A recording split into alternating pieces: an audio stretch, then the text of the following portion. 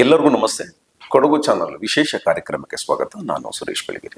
15 ವರ್ಷಗಳ ಹಿಂದೆ ರಾಜಕೀಯ ಚುನಾವಣೆಗಳು, ಸಮುದಾಯಗಳ ಚುನಾವಣೆಗಳು, ಅದರ ದಿಕ್ಕು ಬೇರೆ ಇತ್ತು. ಯಾರು ಚುನಾವಣೆಗೆ ನಿಲ್ಲುವಂತ ಪ್ರಕ್ರಿಯೆಯನ್ನು ಆರಂಭ ಮಾಡ್ತಿದ್ರು ಅವರೇ ಒಂದು ಅಭ್ಯರ್ಥಿಯನ್ನು ಗುರುತು ಮಾಡಿ, ನೀವು ಚುನಾವಣೆಗೆ ನಿಲ್ಲಬೇಕು, ನಿಮ್ಮಿಂದ ಸಮುದಾಯಕ್ಕೆ ಸಮಾಜಕ್ಕೆ ಒಳ್ಳೇದಾಗಬೇಕು ಅನ್ನೋ ಹಿತದೃಷ್ಟಿಯಿಂದ ಅವರೇ ಕರ್ಕೊಂಡು ಬರ್ತಾ ಇದ್ರು.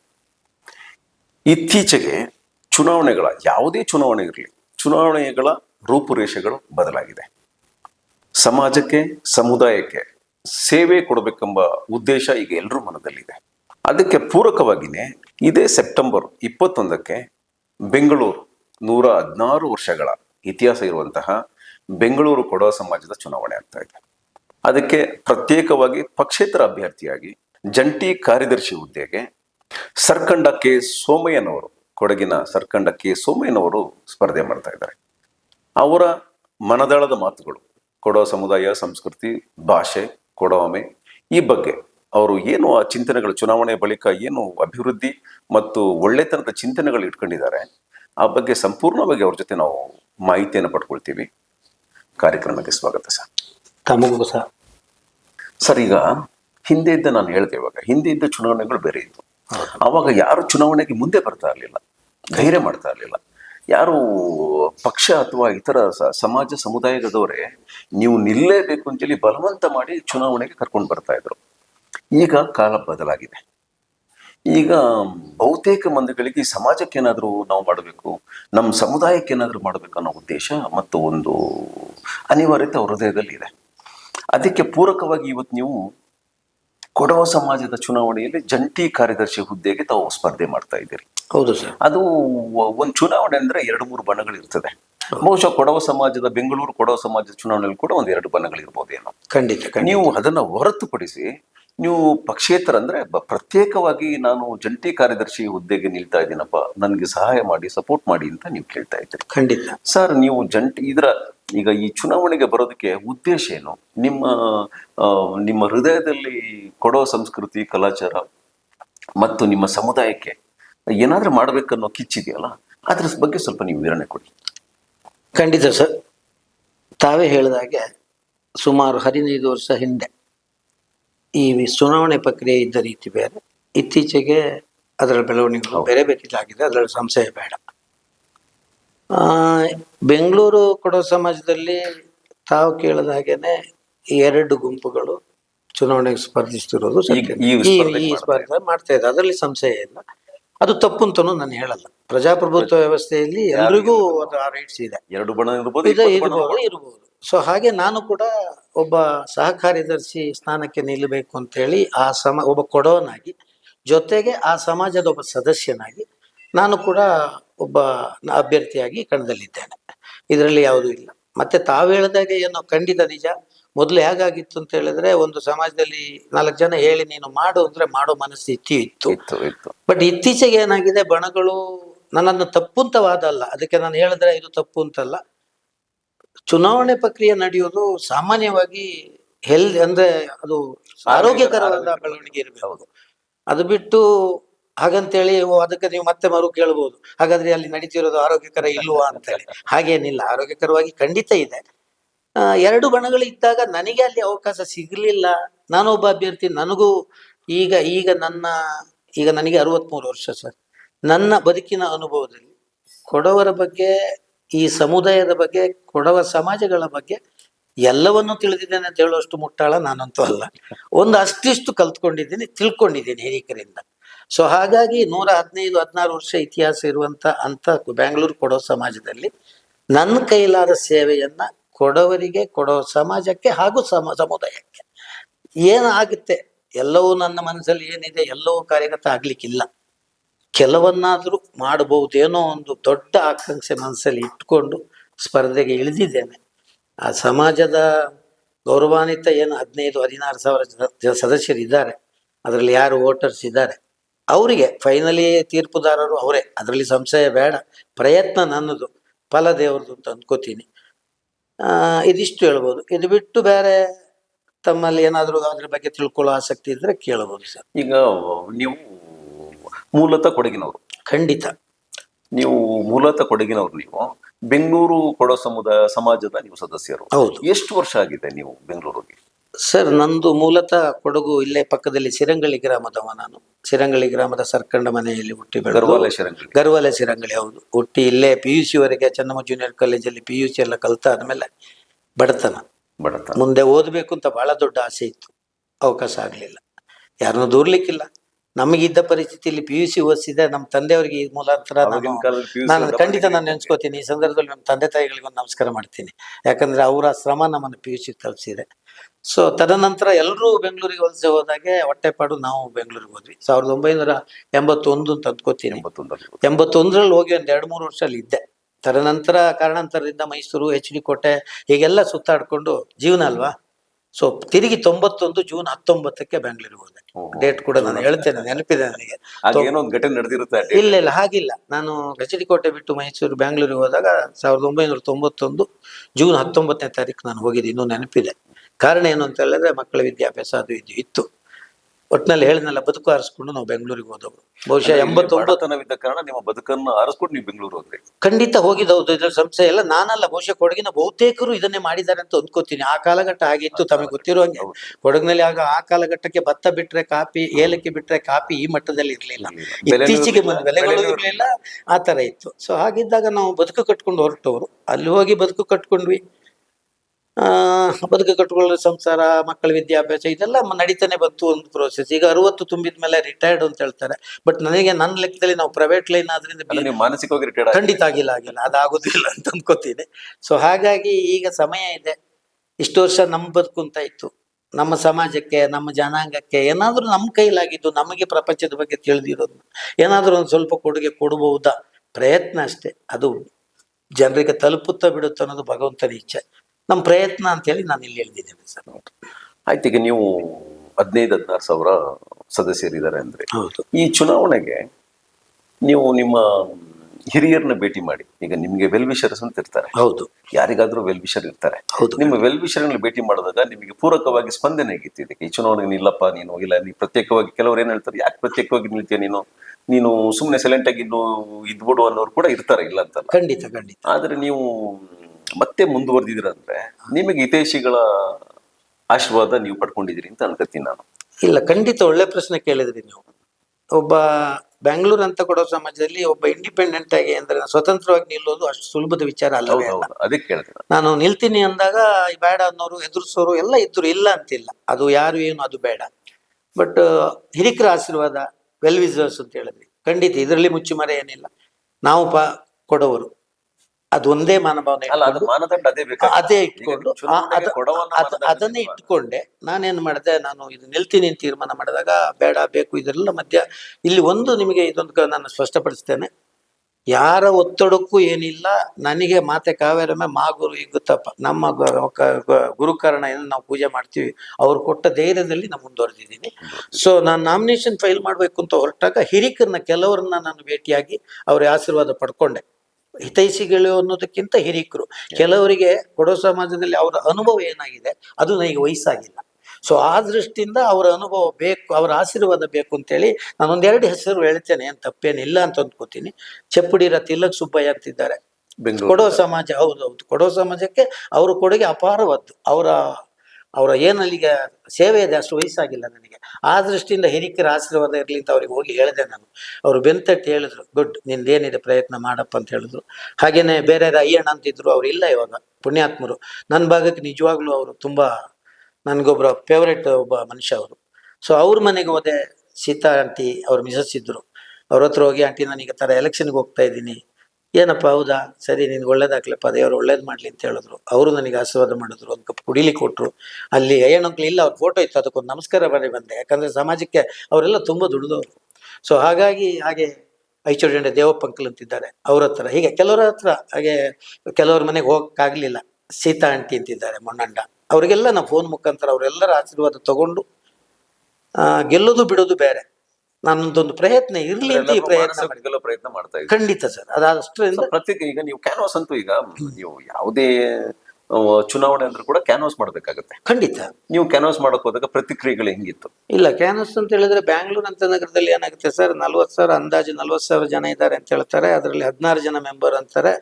ಅದನ್ನ ಬೈಫಿಕೇಶನ್ ಮಾಡೋದೇ ದೊಡ್ಡ ಸಮಸ್ಯೆ ಒಂದು ಕಡೆ. ಎರಡನೇದು, ಅಲ್ಲಿ ಮೆಂಬರ್ ಆದವರು ತುಂಬಾ ಜನ ಹೊರಗಡೆನೂ ಇದ್ದಾರೆ. ಬ್ಯಾಂಗ್ಳೂರಲ್ಲಿ ಇರೋರು ಒಂದು 10,000 ಜನ. ಆ 10,000 ಜನನು ಮುಟ್ಟೋದು ಅಷ್ಟು ಸುಲಭದ ವಿಚಾರ ಅಲ್ಲ. ಈಗ ಏರಿಯಾಗಳಲ್ಲಿ ಬ್ಯಾಂಗ್ಳೂರಲ್ಲಿ ಏನಾಗಿದೆ, ಕೊಡವ ಸಮಾಜ ಅನ್ನೋದು 5 ಮನೆ ಇದ್ದಾಗೆ.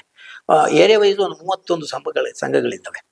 31 ಸಂಘಗಳಿದ್ದಾವೆ. ಆ ಸಂಘಗಳಲ್ಲಿ ಎಲ್ಲರೂ ಅಧ್ಯಕ್ಷರು, ಸೆಕ್ರೆಟರಿ ಇರ್ತಾರೆ.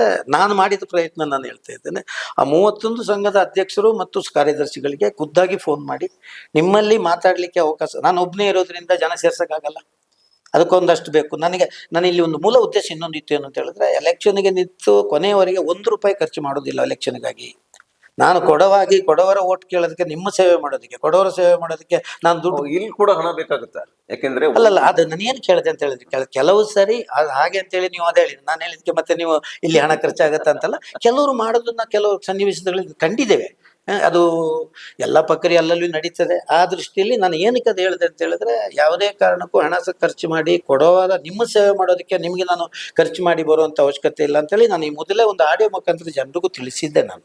ಸೊ ತಿಳಿಸಿ ಹಾಗೆ ಬಂದವನು, ನನ್ನ ಕೈಲಾಗಿದ್ದು ಏನೋ ಸೇವೆ ಮಾಡೋಣ ಅಂತ ಬಂದವನು ಇಲ್ಲಿಗೆ. ಅದೇ ನೀವು ಹೇಳಿದಾಗೆ ಎಲ್ಲರದ್ದು ಆಶೀರ್ವಾದ ತಗೊಂಡೆ ಬಂದೆ. ಮತ್ತೆ ಈ ಮೇಲೆ ಏರಿಯಾ ವೈಸ್ ಹೇಳಿದಾಗಾಯ್ತು, ಕೆಲವು ಏರಿಯಾಗಳಲ್ಲಿ ಮೀಟಿಂಗ್ ಇದ್ದಾಗ ನನ್ನನ್ನು ಕರೆದಿದ್ದಾರೆ, 7-8 ಕಡೆ ಕರೆದಿದ್ದಾರೆ. ನಾನು ಹೋಗಿ ಅಲ್ಲಿ ಮಾತಾಡಿದ್ದೀನಿ. ಮತ್ತೆ ಖಂಡಿತ ಹೇಳ್ತೇನೆ, ಯಾರ್ದು ನೀನು ಯಾಕೆ ನಿಲ್ಬಾರ್ದಾಗಿತ್ತು ಅಂತ ಯಾರು ಏನು ಹೇಳಿಲ್ಲ. ಆಲ್ಮೋಸ್ಟ್ ಎಲ್ಲರೂ ಹೇಳಿದ್ದಾರೆ. ಇದೊಂದು ಏನಂತ ಹೇಳಿದ್ರೆ, ಓಟ್ ಕೇಳುವಾಗ ತಮಗೂ ಗೊತ್ತಿದೆ, ಈಗ ಜನರಲ್ ಪಬ್ಲಿಕ್ ಎಲೆಕ್ಷನ್ ನಡೆಯುವಾಗ್ಲೂ ಎಲ್ಲಾ ಪಾರ್ಟಿಯವರು ಬಂದು ಕೇಳ್ತಾರೆ. ಫೈನಲಿ ತೀರ್ಮಾನ ಪ್ರಭುಗಳೇ, ಹೌದಲ್ವಾ?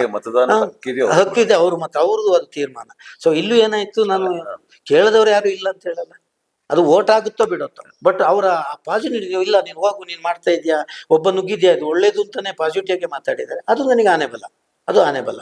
ಇದರಿಂದ ಯಾರ್ದು ಬೇಡ ಅಂತ ಹೇಳೋದು ಆ ಥರ ಏನು ಆಗಿಲ್ಲ ಅಂತ ಈಗ ಖಂಡಿತ ಯಾವ್ದು ಸಹಕಾರ ಕೊಟ್ಟಿದ್ದಾರೆ ಖಂಡಿತ. ನೀವು ಪ್ರತ್ಯೇಕವಾಗಿ, ನೀವು ಪಕ್ಷೇತರವಾಗಿ ಜಂಟಿ ಕಾರ್ಯದರ್ಶಿ ಹುದ್ದೆಗೆ ನಿಂತಿದ್ದೀರಿ. ಹೌದು.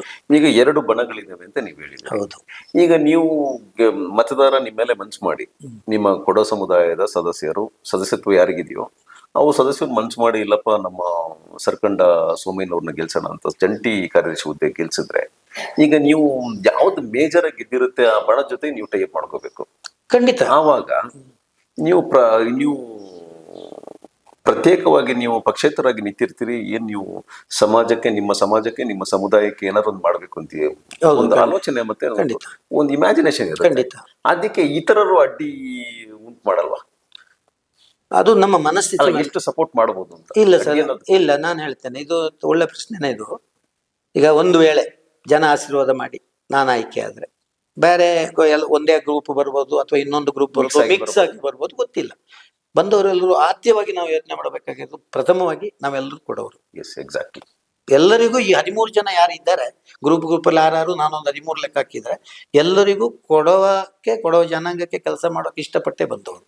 ಅದರಲ್ಲಿ ಬದಲಾವಣೆ ಇರ್ಲಿಕ್ಕಿಲ್ಲ ನನ್ನ ದೃಷ್ಟಿಲಿ. ಒಬ್ಬೊಬ್ಬರ ಅಭಿಪ್ರಾಯಗಳು ಬೇರೆ ಇರ್ಬೋದು, ಬಟ್ ಒಟ್ಟು ಕೂಡುದಾಗ ಉದ್ದೇಶ ಒಂದೇ ಇರುತ್ತೆ. ಕೊಡವ ಸಮಾಜಕ್ಕೆ ಒಳ್ಳೇದಾಗ ಎಲ್ಲರ ಉದ್ದೇಶನೂ ಅದೇ ಇರುತ್ತೆ. ಆ ಉದ್ದೇಶದಲ್ಲಿ ಬಂದಿರೋದ್ರಿಂದ ಹೊಂದಾಣಿಕೆ ಅಷ್ಟು ಕಷ್ಟ ಆಗ್ಲಿಕ್ಕಿಲ್ಲ ಅಂತ ಅನ್ಕೋತೀನಿ. ಬಟ್ ಎಲ್ಲರಿಗೂ ಸಮುದಾಯದ ಸೇವೆನೇ ಮೂಲ ಅಂತ ಹೇಳಿ ಬಂದಾಗ ಹೊಂದಾಣಿಕೆ ನೀವು ಹೇಳಿದಂಗೆ ಕಷ್ಟ ಆಗುತ್ತೆ. ಅಲ್ಲ, ಎಲ್ಲರಿಗೂ ಅದೇ ಮನಸ್ಥಿತಿ ಇದೆ ಅಂತ ನಾನು ಅಂದ್ಕೊಂಡಿದ್ದೀನಿ. ಬಹುಶಃ ಇರುತ್ತೆ. ಅದು ಇರೋದಕ್ಕೆ ಕೊಡವ ಸಮಾಜಕ್ಕೆ ಇವತ್ತು 116 ವರ್ಷದ ಇತಿಹಾಸ ಇದೆ. ಅಷ್ಟು ದೊಡ್ಡ ಹೊಸನಗರದಲ್ಲಿ ಒಂದು ಬಿಲ್ಡಿಂಗ್ ಇದೆ, ಕಾವೇರಿ ಕಾಲೇಜ್ ಇದೆ. ಸೊ ಬೇರೆ ಬೇರೆ ಥರ ಅದು ನಿಮಗೆ ಬಹುಶಃ 116 ವರ್ಷಗಳ ಹಿಂದೆ ಎಲ್ಲೋ ಕಬ್ಬನ್ ಪಾರ್ಕ್ ಅಲ್ಲಿ, ಎಲ್ಲೋ ಲಾಲ್ಬಾಗಲ್ಲಿ ಕೂಡಿ ಜನ 4 ಜನ ಸೇರಿ ಕಟ್ಟಿದ ಸಂಸ್ಥೆ ಅದು. ಇವತ್ತು ಈ ಮಟ್ಟಕ್ಕೆ ಕಾರ್ಯಪ್ಪಜನವರು ದೊಡ್ಡ ಮನಸ್ಸು ಮಾಡಿ ಆ ಹೊಸನಗರ ಏನು ಸಂಸ್ಥೆ ಇದೆ, ಆ ಸಮಾಜ, ಆ ಜಾಗನ ಅವರ ಬಳುವಳಿ ಅದು. ಸೊ ಹೀಗೆ ಆಗಿ ಅದು ತೊಂದರೆ ಆಗ್ಲಿಕ್ಕಿಲ್ಲ ಅಂತ ಅಂದ್ಕೋತೀನಿ. ಆಯ್ತು, ನೀವೊಂದು 13,000-16,000 ಮತದಾರರು ಇದ್ದಾರೆ ಅಂದ್ರೆ ಎಷ್ಟು ಓಟ್ ಆಗ್ಬೋದು ಲೆಕ್ಕದಲ್ಲಿ? ಸರ್, ನನಗಿರುವ ಮಾಹಿತಿ ಪ್ರಕಾರ ಇಲ್ಲಿವರೆಗೆ ಹಿಂದೆ ಕೆಲವು ಚುನಾವಣೆಗಳನ್ನು ನಾನು ನೋಡಿದ ಪ್ರಕಾರ ಹೈಯೆಸ್ಟ್ ಅಂದ್ರೆ 4,000-4,500 ಓಟ್ ಆಗಿರ್ಬೋದು ಸರ್. ಬಟ್ ಈ ಸಾರಿ ನನ್ನ ಅನಿಸಿಕೆ ಬಹುಶಃ ಅದು 5,000 ಮುಟ್ಟಬಹುದೇನೋ ಅಂತ ಅನ್ಕೋತೀನಿ. 60% 60% ಆಗಲ್ಲ. ಆ ವಿಚಾರದಲ್ಲಿ ನನಗೂ ಕೂಡ ಬೇಸರ ಇದೆ. 40% ಆಗ್ಬೋದು. ಅಲ್ಲ, ಆ ವಿಚಾರದಲ್ಲಿ ನನಗೂ ಬೇಸರ ಇದೆ. ನಮ್ಮಲ್ಲಿ ಈ ಮೂಲಕ ನಾನು ನಮ್ಮ ಬ್ಯಾಂಗ್ಳೂರ್ ಕೊಡೋ ಸಮಾಜದ ಮಾನ್ಯ ಸದಸ್ಯರಲ್ಲಿ ಒಂದು ಮನವಿ ಮಾಡ್ಕೋತೀನಿ, ದಯವಿಟ್ಟು ಆದಷ್ಟು ಓಟಿಗೆ ಬನ್ನಿ. ಆ ಪರ್ಸೆಂಟೇಜ್ ಏನಿದೆ ನಾವು ಇವಾಗ ಏನ್ ಮಾಡ್ತೀವಿ ಅದು ಸ್ವಲ್ಪ ಜಾಸ್ತಿ ಆಗ್ಬೇಕು ಸರ್. ಯಾಕಂತ ಹೇಳಿದ್ರೆ ನಾನು ಒಂದ್ಸರಿ ಸಂಸ್ಥೆಗೆ ಮೆಂಬರ್ ಆದ್ರೆ ನನ್ನ ಜವಾಬ್ದಾರಿ ಮುಗಿದೋಯ್ತು ಅಂತ ಅಂದ್ಕೊಳ್ಳೋದು ತಪ್ಪು ನನ್ನ ದೃಷ್ಟಿಲಿ.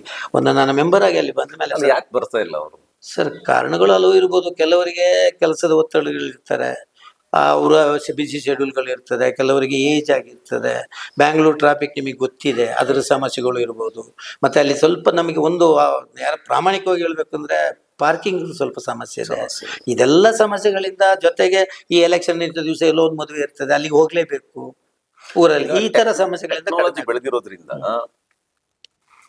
ಯಾರಿಗೆ ಬರಕ್ಕಾಗಲ್ಲ ಅವ್ರಿಗೆ ಬೇರೆ ರೀತಿ ಮತದಾನ ಮಾಡೋದಕ್ಕೆ ನೀವು ಡಿಜಿಟಲ್ ಆಗಿ ಬೇರೆ ಏನಾದ್ರು ಮಾಡಕ್ಕೆ ಅವಕಾಶ ಇದೆಯಾ? ಇಲ್ಲಿವರೆಗೆ ಆ ತರ ಪ್ರಯತ್ನಗಳು ನನಗೆ ಗೊತ್ತಿರುವ ಹಾಗೆ ನಡೆದಿಲ್ಲ ಸರ್. ತಾವು ಒಳ್ಳೆ ಪ್ರಶ್ನೆ ಕೇಳಿದ್ದೀರಾ. ಬಹುಶಃ ಇದನ್ನ ಮುಂದಿನ ಬರುವ ದಿನಗಳಲ್ಲಿ ಮನಸ್ಸು ಮಾಡಿದ್ರೆ ಕೂತು ಅದ್ರ ಬಗ್ಗೆ ಒಂದು ಚರ್ಚೆ ಆಗಿ AGM ಅಲ್ಲಿ ಅದ್ರ ಬಗ್ಗೆ ಒಂದು ತೀರ್ಮಾನ ತಗೊಂಡ್ರೆ ಒಳ್ಳೇದೇ. ಬರದೇ ಇರೋರಿಗೆ, ದೂರದಲ್ಲಿ ಇರೋರಿಗೆ. ಯಾಕೆಂತ ಹೇಳಿದ್ರೆ ಯಾರೋ ಒಬ್ರು ದೂರದಲ್ಲಿ ಸಿಕಂದ್ರಾಬಾದ್ ಡ್ಯೂಟಿಲಿ ಇದ್ದಾರೆ, ಅವ್ರು ನನ್ನ ಮೊನ್ನೆ ಫೋನ್ ಮಾಡಿ ಕೇಳಿದ್ರು, ಸರ್ ನಾವು ವೋಟ್ ಮಾಡ್ಬೋದಾ, ಈಗೆಲ್ಲ MLA ಎಲೆಕ್ಷನ್ ಮಾಡ್ಬೋದಲ್ಲ, ಈ ತರ ಮಾಡ್ಬೋದಾ, ನಿಮ್ಮಲ್ಲಿ ವ್ಯವಸ್ಥೆ ಇದೆಯಾ ಅಂತ ಕೇಳಿದ್ರು. ಇಲ್ಲ ಆ ತರ ವ್ಯವಸ್ಥೆ ಇಲ್ಲ ಅಂದೆ. ಅದು ಮಾಡಿದ್ರೆ ಒಳ್ಳೇದಿತ್ತು ಅಂತ ಅವರು ಹೇಳಿದ್ರು. ನೀವು ಅದೇ ಪ್ರಶ್ನೆ ಕೇಳಿದಿರಿ. ಮುಂದೆ ಒಂದು ದಿನ ಅದಾದ್ರೆ ಬಹಳ ಒಳ್ಳೇದಿತ್ತು ಅಂತ. ಎಲ್ರಿಗೂ ಮತದಾನ ಮಾಡ್ಬೋದಲ್ಲ? ಖಂಡಿತ ಖಂಡಿತ ಅದು ಆಗ್ಬೋದು. ಈಗ ನಿಮಗೆ ಮತ ಹಾಕ್ಬೇಕು ಅಂತ ಒಬ್ಬನಿಗೆ ಆಸೆ ಇರುತ್ತೆ. ಹೌದು. ಅವ್ರಿಗೆ ರಜೆ, ನೀವು ಹೇಳಿದಂಗೆ ರಜೆ ಇರಲ್ಲ, ಅವ್ರಿಗೆ ಒಂದ್ ಕಡೆ ನಿಮಗೆ ಮತ ಹಾಕ್ಬೇಕು, ಇನ್ನೊಂದ್ ಕಡೆ ರಜೆ ಸಿಗಲ್ಲ, ಸೊ ನೋವಿರುತ್ತೆ. ಖಂಡಿತ ಖಂಡಿತ. ಎಲ್ಲೋ ಒಂದು ಹೋಟೆಲ್ 2 ಹೋಟೆಲ್ ನಮಗೆ ಫಲಿತಾಂಶಗಳು ವ್ಯತ್ಯಾಸ ಆದಾಗ ಆಗೋಯ್ತಲ್ಲಪ್ಪ ಅಂತ ಒಂದು ಭಾವನೆ. ಖಂಡಿತ ಅಂತ ಉದಾಹರಣೆಗಳು ಆಗಿದೆ. ನಾನು 2 ವರ್ಷದ ಹಿಂದೆ ಒಂದು ಎಲೆಕ್ಷನ್ ಹೋಗಿ ನೋಡಿದ್ರೆ ಅಧ್ಯಕ್ಷ ನಿಂತವ್ರು ಇಬ್ಬರಿಗೆ 2 ಹೋಟೆಲ್ ಸೋತ್ರು, 2 ಹೋಟೆಲ್ ಒಬ್ರು ಗೆದ್ರು. ಸೊ ಹೆಸರು ಹೇಳಲ್ಲ ಬೇಡ, ಆತರ ಅದಂತ ಆಗಿದ್ದ ಅನುಭವಗಳು ಇದೆ ಸರ್. ನೀವು ಜಂಟಿ ಕಾರ್ಯದರ್ಶಿಗಿದ್ರೆ ಹೌದು, ನಿಮ್ಮ ಮೂಲ ಅಜೆಂಡಾ ಏನು ನಿಮ್ಮ ಸಮುದಾಯಕ್ಕೆ? ನಿಜ ಸರ್, ಸೋಲೋದು ಗೆಲ್ಲೋದು ದೇವ್ರಿಗೆ ಬಿಡ್ತೀನಿ. ಇನ್ ಕೇಸ್ ಗೆದ್ರೆ ಮತದಾರ ಪ್ರಭುಗಳಿಗೆ, ಕಾವೇರಮ್ಮನ ಆಶೀರ್ವಾದ ಯಾರು ಮತ ಹಾಕ್ತಾರೆ ಅವ್ರಿಗೆ ಬಿಡ್ತೀನಿ. ನೀವ್ ಹೇಳ್ದಂಗೆ ಕಾವೇರಮ್ಮನ ಆಶೀರ್ವಾದ ತಗೊಂಡು ನಾನು ಒಂದು ವೇಳೆ ಗೆದ್ರೆ ಅಂದ್ರೆ ನನ್ನ ಮನಸ್ಸಲ್ಲಿ ಈಗ ಏನಾಗುತ್ತೆ, ಒಂದು ಪಾರ್ಟಿ ಪಂಗಡ ಅಂತ ಬಂದಾಗ ಅವ್ರದೇ ಒಂದು ಮ್ಯಾನಿಫೆಸ್ಟೋ ಅಂತ ಬಿಡುಗಡೆ ಮಾಡ್ತಾರೆ. ನಮ್ದು ಇಂತಿಂತದ್ದು ಇದೆ, ಅಜೆಂಡಾ ಇದೆ. ನಾನು ಮ್ಯಾನಿಫೆಸ್ಟೋ ನನ್ನ ಆತ್ಮದಲ್ಲಿ ಇರೋದು ಸರ್. ಆತ್ಮದಲ್ಲೇ ನಾನು ಸ್ಕ್ರಿಪ್ಟ್ ಏನು ಮಾಡ್ಕೊಳ್ಳಲ್ಲ ಆಯ್ತಾ, ಆತ್ಮದಲ್ಲಿ ಇದ್ದೆ ಇರೋದನ್ನ. ಹೌದೌದು, ನಿಜನೇ. ಕಾಲ ಅದೇ, ಹಿಂದ್ಗಡೆ 1000 ಸುಳ್ಳು ಇರುತ್ತೆ. ಅದು ಇರ್ಬೋದು, ಅದನ್ನ ಇಲ್ಲ ಅಂತ ವಾದ ಅಲ್ಲ. ಆದ್ರೆ ನಾನು ಏನಿದೆ ಅದನ್ನ ಹೇಳ್ತೇನೆ. ಕೊಡವ ಸಮಾಜ ಬ್ಯಾಂಗ್ಳೂರಲ್ಲಿ ಎಲೆಕ್ಷನ್ ಗೆಲ್ಲೋದು ಬಿಡೋದು ಅದು ಎರಡನೇ. ಗೆದ್ದು ಬಂದ ಮೇಲೆ ನನಗೆ ನಿಮ್ಗೊಂದು ಹೇಳ್ತೇನೆ, ಸುಮಾರು 116 ವರ್ಷ ಇತಿಹಾಸ ಇರೋ ಸಮಾಜದಲ್ಲಿ ನನ್ನ ಅನಿಸಿಕೆ ಪ್ರಕಾರ ಕೋದಂಡ ಫ್ಯಾಮಿಲಿಯವರು ಫಸ್ಟ್ ಅಧ್ಯಕ್ಷರಾದ್ರು. ಅಲ್ಲಿಂದ ಇವತ್ತು ಕರುವಟ್ಟಿರ ಪೆಮ್ಮಯ್ಯ ಅಂತ ಇದ್ದಾರೆ. ಅಲ್ಲಿಂದ ಇಲ್ಲಿವರೆಗೆ ಬಂದ ಎಲ್ಲ ಬಂದಿರುವ ಎಲ್ಲ ಆಡಳಿತ ಮಂಡಳಿ ಕೂಡ ಅವರವರ ಕಾಲಘಟ್ಟಕ್ಕೆ ಅವರಾದ ಒಳ್ಳೆ ಕೆಲಸಗಳನ್ನೇ ಮಾಡಿದ್ದಾರೆ.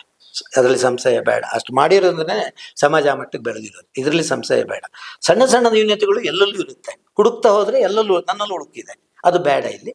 ಬಟ್ ಏನ್ ನಾನು ಹೇಳಕ್ಕೆ ಇಲ್ಲಿ ಇಷ್ಟಪಡ್ತೀನಿ ಅಂತ ಹೇಳಿದ್ರೆ, ಗೆದ್ದು ಬಂದಾಗ ಏನಾಗುತ್ತೆ, ಕೊಡವ ಸಮಾಜದಲ್ಲಿ ನಾರ್ಮಲ್ ಆಗಿ ನಡೆಯೋದು ಒಂದು ಕೈಲ್ ಮುರ್ತಬ್ಬ, ಒಂದು ಕಾವೇರಿ ಸಂಕ್ರಮಣ, ಒಂದು ಉತ್ರಿ. ಇದಾದ ಮೇಲೆ ಒಂದಷ್ಟು ಆಟೋಟ ಸ್ಪರ್ಧೆಗಳು, ಸ್ಪೋರ್ಟ್ಸು, ಅದು ಇದು, ಮತ್ತೆ ನಮ್ದು ಆಟು ಪಾಟು ಇದೇನು ಕಲಿಸ್ತಾರೆ ಇದು ಒಂದಷ್ಟು ನಡೀತದೆ. ಮತ್ತೆ ಕಾಲೇಜಿದು ಒಂದಷ್ಟು ಪ್ರೋಗ್ರೆಸ್ ಇದೆಲ್ಲ ನಡೀತಾ ಇತ್ತು. ಇತ್ತೀಚೆಗೆ 7 ಎಕರೆ ಒಂದಕ್ಕೆ ಆ್ಯಡ್ ಆಗಿದೆ. ಇದು ಯಾರೇ ಬಂದರೂ ಮಾಡ್ತಾ ಬಂದಿರೋ ಕೆಲಸಗಳು, ಮಾಡುವಂತ ಕೆಲಸಗಳು ಮಾಡಲೇಬೇಕು. ನಮ್ಮ ಒಂದು ಸಮುದಾಯ ಅಥವಾ ನಮ್ಮ ಸಮುದಾಯ ಮಾಡಲೇಬೇಕಾದ ಕೆಲಸ ಎಲ್ಲರೂ ಮಾಡ್ತಾ ಇದ್ದಾರೆ. ರೆಗ್ಯುಲರ್ ಪ್ರೋಸೆಸ್ ಅವರು ಎಲ್ಲರೂ ಮಾಡಿದ್ದಾರೆ.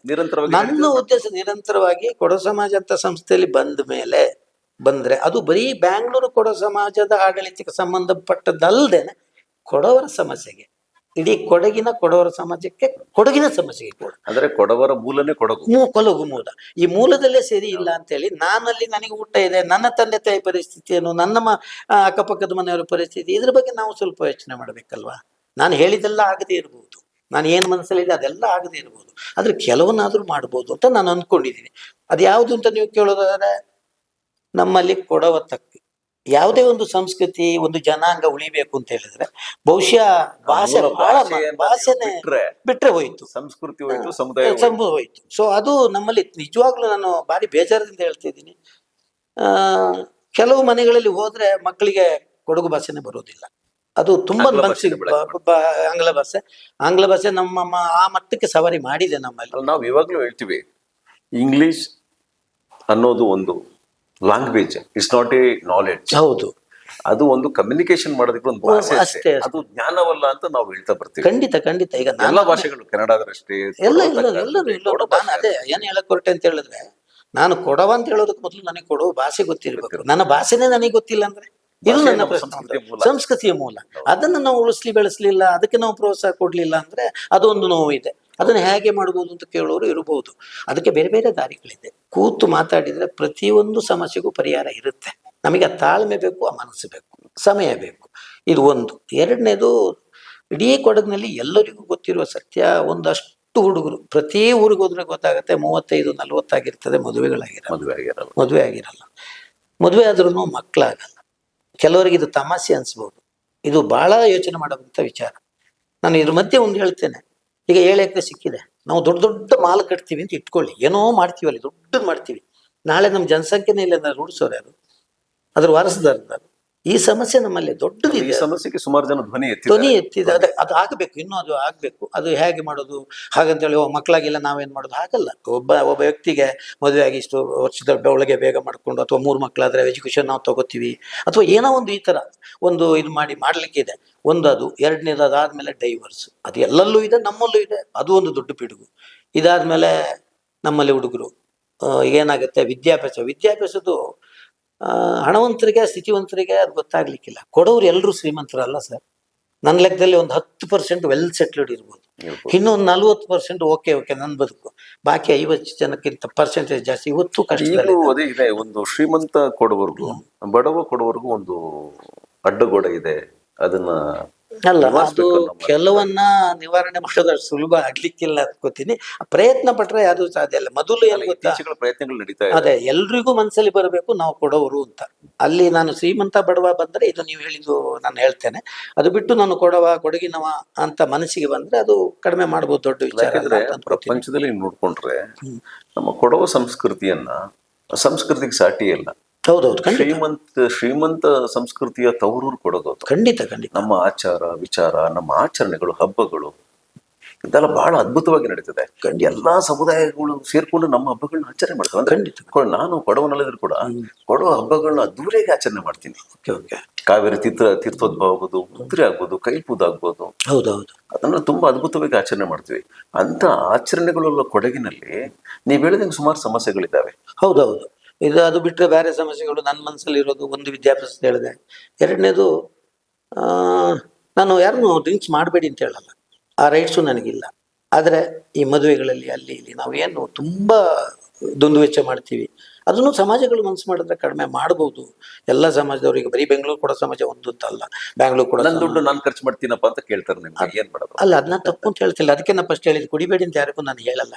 ಈಗ ಇರೋರು ಹಾಗೆ ಮಾಡ್ತಾರೆ. ಹೌದು, ನನ್ನ ದುಡ್ಡು ನನ್ನ ಖರ್ಚು ಅಂತ ಹೇಳ್ತಾರೆ. ಇಲ್ಲದವ, ನಾನು ಅಲ್ಲಿ ಹೋಗಿ ಕುಡಿದು ಬಂದಿದ್ದೀನಿ, ಇಲ್ಲಿ ಕುಡಿಬೇಕಲ್ಲಪ್ಪ, ನಾನು ಕೊಡ್ಬೇಕಲ್ಲಪ್ಪ, ಈ ಮನಸ್ಥಿತಿ. ಕರೆಕ್ಟ್. ಅದನ್ನು ಒಪ್ಕೋಬೇಕು. ಅದು ಏನಾರು ಮಾಡಿದ್ರೆ ನಾನು ಮಾಡ್ಬೇಕು ಅಂತ ತೀರಿಸ್ಬೇಕು ಅಂತ ಬರ್ತದೆ. ಬಟ್ ಅದರಿಂದ ನಮ್ಮವ್ರು ಎಷ್ಟು ಕಷ್ಟದಲ್ಲಿದ್ದಾರೆ, ತುಂಬಾ ಕಷ್ಟದಲ್ಲಿ. ಎಷ್ಟೋ ಮನೆಯಲ್ಲಿ ಅಲ್ಲಿ ಕವರ್ ಬರೋದಿಲ್ಲ. ಕವರ್ ಬಂದು ಮನೆ ಪೆಟ್ಟಿಗೆ ಬರೋದಕ್ಕೆ ಮೊದಲೇ ಇಲ್ಲಿ ತೆಗೆದು ಎಣಿಸಿ ಕೊಡೋದು ನಾನು ನೋಡಿದ್ದೀನಿ. ನಾವು ಆ ಬಡತನ ತುಂಬಗಳಲ್ಲಿ ಆ ಥರ ಇದೆ. ಯಾಕಂದ್ರೆ ಬರೀ ಡ್ರಿಂಕ್ಸ್ ಮಾಡೋದ್ರಿಂದ ಅಂತಲ್ಲ, ಓವರ್ ಆಲ್ ನಮ್ಮ ಬಡತನ ನಾನು ಹೇಳ್ತಾ ಇದ್ದೇನೆ. ಸೊ ಎಲ್ಲರೂ ಒಂದೇ ಥರ ಇಲ್ಲ. ನಂದು ಇಲ್ಲಿ ಇರೋ ಅಜೆಂಡೇನೋ, ಒಂದು ಮುಖ್ಯವಾಗಿ ಭಾಷೆ ಬಗ್ಗೆ ಸ್ವಲ್ಪ ಕಾನ್ಸಂಟ್ರೇಷನ್ ಮಾಡಬೇಕು. ಎರಡನೇದಾಗಿ ನಮ್ಮಲ್ಲಿ ಇದು ಯಾವುದು, ಈ ಡ್ರಿಂಕ್ಸ್ ಒಂದು ಸ್ವಲ್ಪ ಎಲ್ಲರೂ ಸೇರಿ ಕೊಡೋ ಸಮಾಜ, ಫೆಡರೇಷನ್ ಆಫ್ ಕೊಡೋ ಸಮಾಜ, ಅಖಿಲ ಕೊಡೋ ಸಮಾಜ, ಈ 31 ಕೊಡೋ ಸಮಾಜ ಯಾರು ಇದ್ದಾರೆ ಇವರೆಲ್ಲ ಕೂತು ಇದ್ರ ಬಗ್ಗೆ ಒಂದು ತೀರ್ಮಾನ ಮಾಡಿ, ಓಕೆ ಮದುವೆಲಿ ಸೇರ್ಲಿ, ಊರು ಕೊಡೋ ದಿವಸ ಇರಲಿ, ಮುಹೂರ್ತ ದಿವಸ ಅದನ್ನು ಸ್ಟ್ರಿಕ್ಟ್ ಆಗಿ ಬ್ಯಾನ್ ಮಾಡೋಂಗ ಏನೋ ಈ ಥರ ಒಂದು ಒಳ್ಳೆ ತೀರ್ಮಾನ. ಎಷ್ಟೋ ಬಡವರು ಕೈ ಮುಗಿತಾರೆ ನಮಗೆ, ಅದ್ರಲ್ಲಿ ಡೌಟೇ ಬೇಡ. ಯಾಕಂದ್ರೆ ಇದು ಹೇಗಾಗಿದೆ ಅಂದ್ರೆ, ಬೆಕ್ಕಿಗೆ ಗಂಟೆ ಕಟ್ಟುವವರು ಯಾರು? ಈ ಪರಿಸ್ಥಿತಿಲಿ ನಾವು ಇದ್ದೀವಿ, ಆಯ್ತಾ. ಯಾರೋ ಒಬ್ಬ ಊರಲ್ಲಿ ಒಬ್ಬ ಶ್ರೀಮಂತ ಬ್ಯಾನ್ ಮಾಡಿದ್ರೆ ಆ ಊರೆಲ್ಲ ಮಾಡ್ತಾರೆ, ಅದೇ ಒಬ್ಬ ಬಡವ ಮಾಡಿದ್ರೆ ಆಡ್ಕೋತಾರೆ. ಇದು ಸಮಸ್ಯೆ ಇರೋದು. ಸೊ ಅದೊಂದು ಆಗ್ಬೇಕು ಅಂತಿದೆ. ಮಕ್ಕಳ ವಿದ್ಯಾಭ್ಯಾಸ ಆದ್ಯವಾಗಿ ನಾನು ಇನ್ನೊಂದು ಹೇಳೋದು, ನಿಮಗೆ ಗೊತ್ತು, ಇತ್ತೀಚೆಗೆ ಮಕ್ಕಳಂತೂ ತುಂಬಾ ಶಾರ್ಪ್ ಇದ್ದಾರೆ. ನಾವೆಲ್ಲ ಹೋದಾಗ ಜಸ್ಟ್ ಪಾಸ್, 210 ಬಂದ್ರೆ ಪಾಸ್. ಈಗ 99 ಅಂತ ಹುಡುಗರು ಇದ್ದಾರೆ, ತೃಪ್ತಿ ಇಲ್ಲ. ಅಷ್ಟು ತಗೊಂಡು ಮಾಡಿದ ಮಕ್ಕಳಿಗೂ ಕಾಲೇಜಿಗೆ ಹೋಗ್ಲಿಕ್ಕೆ ಹಣದ ಸಮಸ್ಯೆ ಎಷ್ಟಿದೆ ಅಂತ ಹೇಳಿದ್ರೆ, ಪಾಪ ಮನೇಲಿರೋ ಒಡವೆಗಳ ನಡೆ ಇಡ್ತಾರೆ, ಎಲ್ಲೋ ಸಾಲ ಮಾಡ್ತಾರೆ, ತೀರಾ ಎಲ್ಲೂ ಆಗ್ಲಿಲ್ಲ, ಎಲ್ಲೋ ಡಿಪ್ಲೊಮಾಗ ಹಾಕ್ತಾರೆ, ಅವರೆಲ್ಲ ಇಂಜಿನಿಯರ್ ಡಾಕ್ಟರ್ ಆಗುವಂಥವ್ರು. ಸೊ ಹಿಂಗೆಲ್ಲ ಇಷ್ಟು ಭವಿಷ್ಯನ ನಾವು ಹಾಳು ಮಾಡ್ಕೋ ಬದಲು ಈ ಸಮಾಜಗಳು ಮುಂದೆ ಬಂದು, ಕೊಡೋ ಸಮಾಜದಲ್ಲಿ ಗೆದ್ದಾದ್ಮೇಲೆ ಅಲ್ಲಿದ್ದ ಕೆಲಸಗಳು ಮಾಡೆ ಇಡೀ ನಮ್ಮ ಸಮುದಾಯಕ್ಕೆ ಮಾಡೋದಿರುತ್ತಲ್ಲ, ಅದು ಸಮುದಾಯದ ಕೆಲಸವೇ ನಿಮ್ಮ ಸಮಾಜದ ಕೆಲಸ. ಸರ್, ನಾವು ಮಾತನ್ನ ಮುಂದುವರ್ಸೋಣ. ಈಗ ಒಂದು ಸಣ್ಣ ಜಾಹೀರಾತು ಬಳಿಕ ನಾವು ಸರ್ಕಂಡ ಸೋಮೇಲ್ ಜೊತೆ ಮಾತುಕತೆ ಮಾಡ್ಬೋದು. ಇಲ್ಲ ಅಂತ ಹೇಳಿಕ್ ಬರ್ಲಿಕ್ಕಿಲ್ಲ. ಸೊ ಅದ್ರ ಬಗ್ಗೆನೂ ಚಿಂತನೆ ಇದೆ. ನೋಡೋಣ, ಎಲ್ಲರ ಜೊತೆ ಮಾತಾಡಿ ಇಂಥದಕ್ಕೆ ಏನಾದ್ರು ಮಾಡ್ಬೋದಾ, ನಮ್ದೇ ಅದಕ್ಕೆ ಒಂದು ಕೋಚಿಂಗ್ ಸೆಂಟರ್ ಏನೋ ಸಮಾಜದ ಮುಖಾಂತರ ಮಾಡುವಂಥದ್ದು ಅಂಥದ್ದೇನೋ ಪ್ರಯತ್ನ ಮನಸ್ಸಲ್ಲಿ ಇರೋದು ಇದೆ, ಸಾವಿರಾರು ಇದೆ. ಬಟ್ ಎಲ್ಲನೂ ಈಡೇರುತ್ತೋ ಬಿಡುತ್ತೋ, ಇಂಪ್ಲಿಮೆಂಟ್ ಮಾಡೋಕ್ಕಾಗುತ್ತೆ ಅನ್ನೋ ಗೊತ್ತಿಲ್ಲ. ಆಸೆ ಅಂತೂ ಇದೆ. ಇದ್ರ ಮಧ್ಯೆ ಈಗ ಕೊಡವ ಸಮುದಾಯಕ್ಕೆ ಈಗ ನಮ್ಮ ಶಾಸಕರಾದ ಎಸ್ ಪೊನ್ನಣ್ಣವರು ಈಗ ಒಂದು ಬ್ರ್ಯಾಂಡ್ ಅಂಬಾಸಿಡರ್ ಆಗಿ ಹೊರಹೊಮ್ತಾ ಇದ್ದಾರೆ.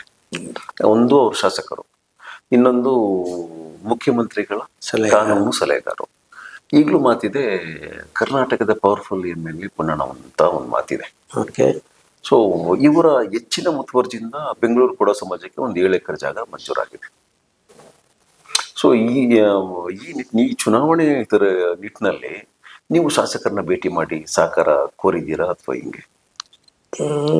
ನೀವು ಒಳ್ಳೆ ಪ್ರಶ್ನೆ ಕೇಳಿದ್ದೀರಾ. ಯಾಕೆಂದ್ರೆ ಶಾಸಕರು ಇರೋದ್ರಿಂದ ಅವ್ರ ಸಹಕಾರ ಬೇಕಾಗುತ್ತೆ. 2 ಬಣಗಳಲ್ಲಿ ಒಂದು ಬಣಗಳು ಶಾಸಕರ ಅಧೀನದಲ್ಲಿ ಇರ್ತದೆ ಅನ್ನೋದು ಕೂಡ ಮಾತಿದೆ. ಇಲ್ಲ ಇಲ್ಲ, ಹಾಗೆ ನನಗೆ ಹಾಗೆ ಅನ್ಸಿಲ್ಲ. ಶಾಸಕರು ಖಂಡಿತ ಹೌದು, ನೀವು ಹೇಳಿದಾಗೆ ಕರ್ನಾಟಕದಲ್ಲಿ ಬಹುಶಃ ಬೇರೆಯವ್ರ ಶಾಸಕರುಗಳಿಗೆ ಲೆಕ್ಕ ಹಾಕಿದ್ರೆ ಪೊನ್ನಣ್ಣನವರು ಅಗ್ರಸ್ಥಾನದಲ್ಲಿರೋದು. ಮಿನಿಸ್ಟ್ರಿ ಕಂಪೇರ್ ಮಾಡಿದ್ರೆ 254 ಜನರಲ್ಲಿ ಇವರು ಖಂಡಿತ ಪವರ್ಫುಲ್ ಮಿನಿಸ್ಟರ್ ಲೆವೆಲ್, ಅದ್ರಲ್ಲಿ ಸಂಶಯ ಬೇಡವೇ ಬೇಡ. ಮತ್ತೆ ಅವ್ರನ್ನ ನನ್ನ ಮುಖತಃ ಭೇಟಿ ಆಗಿಲ್ಲ. ಪರಿಚಯ ಇದೆ, ಎಲೆಕ್ಷನ್ಗಾಗಿ ಚುನಾವಣೆಗಾಗಿ ನಾನು ಅವ್ರನ್ನ ಭೇಟಿ ಆಗಿಲ್ಲ. ಅದು ಮೀರಿ ನೀವೊಂದು ಮಾತು ಹೇಳಿದ್ರಿ, 7 ಎಕರೆ ಖಂಡಿತ ಅವ್ರ ಪಾತ್ರ ಹಿಂದೆನೂ ಆಗಿತ್ತು. ಅಲ್ಲಲ್ಲ ಅವ್ರ ಪಾತ್ರ ಇದೆ, ಸ್ವಲ್ಪ ಹೆಚ್ಚಿನ ಇಲ್ಲ. ಇದಕ್ಕೆ ಸುಮಾರು ಜನರದ್ದು ಪ್ರಯತ್ನ ಇದೆ. ಕೊಡವ ಸಮಾಜದಲ್ಲಿ ಸುಮಾರು 10-15 ವರ್ಷ, ನಮ್ಮ 100 ವರ್ಷದ ಹಬ್ಬ ಏನು 2011 ನಾವು ಮಾಡಿದ್ವಿ. ಅದರಿಂದ ಈಚೆಗೆ ಶತಮಾನೋತ್ಸವ ಆದ್ಮೇಲೆ ಅಲ್ಲಿಂದ ಬಂದ ಎಲ್ಲಾ ಆಡಳಿತ ಮಂಡಳವರು ಅವ್ರವ್ರ ಕೈಲಾದ ಪ್ರಯತ್ನ ಮಾಡ್ತಾನೆ ಬಂದಿದ್ದಾರೆ.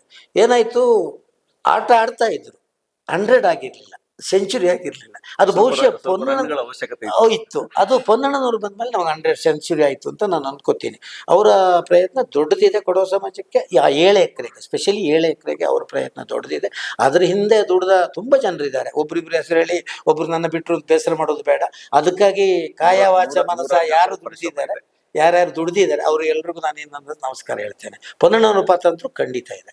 ಮತ್ತೆ ಎಲೆಕ್ಷನ್ ವಿಚಾರದಲ್ಲಿ ಬಹುಶಃ ಅನ್ಕೋತೀನಿ ಅವ್ರು ಇನ್ವಾಲ್ವ್ ಆಗಿದೆ. ನೀವು 1-2 ಆ ಥರ ನನಗೆ ಅನಿಸ್ತಾ ಇಲ್ಲ. ಅದ್ರಲ್ಲಿ ಆಗಿಲ್ಲ. ಕೊಡವ ಸಮಾಜದ ಎಲೆಕ್ಷನ್ ಅನ್ನೋದು ಕೊಡವ ಸಮಾಜಕ್ಕೆ ಸಂಬಂಧಪಟ್ಟಿದ್ದು. ಅವರು ಎಂಟ್ರಿ ಆಗಿಲ್ಲ ಅಂತ ನಾನು ಅನ್ಕೋತೀನಿ. ನನ್ನ ಅಭಿಪ್ರಾಯದಲ್ಲಿ ಆಗಿಲ್ಲ. ಆಯ್ತು ಸರ್, ಕೊನೆಯದಾಗಿ ನಿಮ್ಮ ಕೊಡವ ಸಮುದಾಯದ ಎಲ್ಲ ನಿಮ್ಮ ಕೊಡಗು ಮತ್ತೆ ಬೆಂಗಳೂರು ಇರ್ತಕ್ಕಂಥ ಅಥವಾ ಪ್ರಪಂಚದ ಪೂರ್ತಿ ಇರುವಂತಹ ಕೊಡವ ಸಮುದಾಯದ ಬಾಂಧವರಿಗೆ ಮತ್ತು ಬೆಂಗಳೂರು ಕೊಡವ ಸಮಾಜದಲ್ಲಿ ಮತ ಹಾಕೋದಕ್ಕೆ ಇಂಥವನಿಗೆ ಹಾಕ್ಬೇಕು ಅಂತ ಡಿಸೈಡ್ ಮಾಡ್ಕೊಂಡಿರೋರಿಗೆ ನೀವೇನು ಒಂದು ಹಿತನುಡಿ ಹೇಳ್ತೀರಿ ನಮ್ಮ ಚಾನಲ್ ಮೂಲಕ?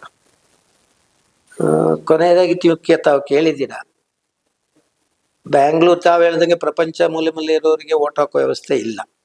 ಬ್ಯಾಂಗ್ಳೂರಲ್ಲಿ ವಾಸ ಇದ್ದು ನೀವು ಹಿತನುಡಿ ಅವ್ರಿಗೆ ಹಿತನುಡಿ. ಓಕೆ, ಎಲ್ಲ ಮತದಾರರಿಗೂ ನಾನು ಹೇಳಕ್ ಇಷ್ಟಪಡೋದೇನಂತ ಹೇಳಿದ್ರೆ, ಮತ ಹಾಕುವುದು ಚುನಾವಣೆ ಬಂದಾಗ ಪ್ರತಿಯೊಬ್ಬ ಸದಸ್ಯನ ಕರ್ತವ್ಯ ಅದು. ಅದನ್ನ ತಾವು ದಯವಿಟ್ಟು 15-13 ಸಾವಿರ ಜನ ಏನಿದ್ದೀರಿ ಅವರು ಮಾಡಿ ದಯವಿಟ್ಟು ಕೈ ಮುಗಿದು ಕೇಳ್ಕೊತೀನಿ. ಎಲ್ಲರೂ ಓಟಿನ ದಿವಸ ಬನ್ನಿ. ಆದ್ಯಾಗಿ ನಮ್ದು ಓಟಿನ ಪರ್ಸೆಂಟೇಜ್ ಏನಿದೆ ಅದು ಜಾಸ್ತಿ ಆಗಲಿ ಆದ್ಯಾಗಿ. ಎರಡನೇದಿ, ತಾವು ಮತ ಚಲಾಯಿಸುವ ಮೊದಲು ಈತನಿಗೆ ನಮ್ಮ ಮತ ಕೊಟ್ರೆ, ಈಗ ನನಗೆ ಅಂತಲ್ಲ, ಈ 13 ಜನರನ್ನು ನೀವು ತುಲನೆ ಮಾಡಿ. ಇವರಿಗೆ ನಾನು ಮತ ಕೊಟ್ರೆ ನನ್ನ ಮತ ವೇಸ್ಟ್ ಆಗುತ್ತಾ ಅಥವಾ ಅದು ಕಾರ್ಯರೂಪಕ್ಕೆ ಏನಾದ್ರು ಅದರಿಂದ ಏನೋ ಪ್ರಯೋಜನ ಆಗ್ಬೋದಾ? ಈತ ಹೇಗೆ, ಈಗ ಒಬ್ಬ ಅಧ್ಯಕ್ಷ, ಈತನ ಅಧ್ಯಕ್ಷ ಮಾಡಿದ್ರೆ ಹೇಗೆ, ಈತ ಒಬ್ಬ ಸೆಕ್ರೆಟರಿ, ಈತನ ಮಾಡಿದ್ರೆ ಹೇಗೆ, ಯಾರ್ಯಾರು ಯಾವ ಸ್ಥಾನಕ್ಕೆ ನಿಂತಿದ್ದಾರೆ, ನಾವು ಆರಿಸಿದ್ರೆ ಇದರಿಂದ ಪ್ರಯೋಜನ ಸಮಾಜಕ್ಕೆ ಕೊಡೋ ಸಮುದಾಯಕ್ಕೆ ಆಗಬಹುದು ಅಂತ ಯೋಚನೆ ಮಾಡಿ ಮತದಾನ ಮಾಡಿ ಅಂತ ಹೇಳ್ತೀನಿ. ಅದ್ರ ಜೊತೆಗೆ ನಾನು ಸಹ ಕಾರ್ಯದರ್ಶಿ ಅನ್ನೋದಕ್ಕೆ ನಿಂತಿದ್ದೇನೆ. ನನ್ನ ಮೇಲೆ ಭರವಸೆ ಇದ್ದರೆ, ಇಷ್ಟೊತ್ತು ಮಾತಾಡಿದ್ದೀನಿ, ಈ ಮಾತು ನಿಮಗೆ ನಿಜ ಅನಿಸಿದರೆ, ಈತನಲ್ಲಿ ಏನೋ ಒಂದು ಕೆಲಸ ಮಾಡುವ ಆಸೆ ಇದೆ ಅಂತ ನಿಮಗೆ ಅನಿಸಿದರೆ, ತಾವೆಲ್ಲರೂ ದಯವಿಟ್ಟು ನನಗೆ ಮತದ ಮೂಲಕ ಆಶೀರ್ವಾದ ಮಾಡಿ ಅಂತ ಎಲ್ಲರನ್ನು ನಾನು ಕೇಳ್ಕೊತೀನಿ. ಬ್ಯಾಂಗ್ಳೂರು ಕೊಡವ ಸಮಾಜ ಹತ್ರ ಗೌರವಾನ್ವಿತ ಸದಸ್ಯಗಕ್ಕೆ ಸರ್ಕಂಡ ಸೋಮಯ್ಯ ನಮಸ್ಕಾರ. ನಿಂಗಡೆಲ್ಲಡಲ್ಲಿ ಕೇಟವೆ ಅಂತ ಅಜ್ಜಂಗಿ ನಿಮಗೆಲ್ಲ ಗೊತ್ತುಳ್ಳನಿಕೆ ನಾನು ಬ್ಯಾಂಗ್ಳೂರು ಕೊಡವ ಸಮಾಜ ಹತ್ರ ಕೂಟು ಕಾರ್ಯದರ್ಶಿ ಅನ್ನೋರ ಸ್ಥಾನಕ್ಕೆ ಎಲೆಕ್ಷನ್ ನಿಂತುಳ 21 ನಾರಾಚೆ ನಡಪ ಎಲೆಕ್ಷನ್ ದಯವೆಚ್ಚಿತ್ತು ಎಲ್ಲ ಸದಸ್ಯಗಳು ಬಂದಿತ್ತು ವೋಟ್ ಮಾಡೋಂಡು ಅಂಚೆಂಗಿ ನಂಗಡ ವೋಟ್ ಪರ್ಸೆಂಟೇಜ್ ಜಾಸ್ತಿ ಅಂಡು. ಅದರ ಜೊತೆಗೆ ನಾಡ ಕ್ರಮ ಸಂಖ್ಯೆ 3 ನಾನು ಸರ್ಕಂಡ ಸೋಮಯ್ಯ ಅಂದು ದಯವೆಚ್ಚಿತ್ತು ಬಂತು ನಾಲ್ಕು ವೋಟ್ ಮಾಡಿತ್ತು. ನಿಂಗಡೆಲ್ಲಡ ಕೂತಾಯ್ತು ನಿಂಗಡೆಲ್ಲಡ ಸ್ವರ ಆಯ್ತು ನಿಂಗಡ ಪರವಾಯ್ತು ನೈಪಕ್ಕೆ ನಾಲ್ಕರು ಅವಕಾಶ ಮಾಡಿ ತರೋಂಡು ನೋಡಿತ್ತು ನಿಂಗಳೆಲ್ಲರನ್ನ ಕೈ ತೊತ್ತಿತ್ತು ಕೊಟ್ಟವಿ ನಿಂಗ ಸಹಾಯ ಸಹಕಾರ ಮಾಡಿಚಂಗಿ ನಿಂಗಡ ಎಲ್ಲಡ ಸೇವೆನ ನಿಂಗ 15,000 ಮೆಂಬರ್ಸ್ ಪರವಾಯ್ತು ನಾನು ಕಡೋ ಸಮಾಜದ ಕೆಲಸ ಮಾಡೋಕೆ ತಯಾರುಳ್ಳ ನಿಂಡು ಈ ಮೂಲಕ ನಿಂಗ ಎಲ್ಲರನ್ನು ಕೈ ತೊತ್ತಿತ್ತು ನಿಮ್ಮ ಕೊಟ್ಟವಿ. ನಮಸ್ಕಾರ. ವೀಕ್ಷಕರೇ, ಬೆಂಗಳೂರು ಕೊಡೋ ಸಮಾಜದ ಜಂಟಿ ಕಾರ್ಯದರ್ಶಿ ಹುದ್ದೆಗೆ ಸ್ಪರ್ಧೆ ಮಾಡ್ತಕ್ಕಂಥ ಸರ್ಕಂಡ ಸೋಮಯ್ಯನವರು ಇಷ್ಟೊತ್ತು ದೀರ್ಘಾವಧಿಯವರ ಮುಕ್ತ ನುಡಿಗಳನ್ನ ಸಮುದಾಯ, ಸಮಾಜ, ಸಂಸ್ಕೃತಿ, ಆಚಾರ, ವಿಚಾರ ಮತ್ತು ಅದರ ಏಳಿಗೆಗೆ ತನ್ನ ಪ್ರಯತ್ನ ಏನಿರುತ್ತೆ ಅನ್ನೋದನ್ನ ಸವಿಸ್ತಾರವಾಗಿ ಹೇಳ್ಕೊಟ್ರು. ಅವರಿಗೆ ಧನ್ಯವಾದಗಳನ್ನು ಅರ್ಪಿಸ್ತಾ ಮುಂದಿನ ಕಾರ್ಯಕ್ರಮದಲ್ಲಿ ಭೇಟಿಯಾಗೋಣ. ಅಲ್ಲಿವರೆಗೂ ನೋಡ್ತಾರೆ ಕೊಡಗು ಚಾನಲ್. ನಮಸ್ತೆ ಸರ್. ತಮಗೂ ಸರ್ ನಮಸ್ಕಾರ ಸರ್. ಕರೆದು ಮಾತಾಡಿದ್ದಕ್ಕೆ ತುಂಬ ಹೃದಯದ ಧನ್ಯವಾದಗಳು. Thank you.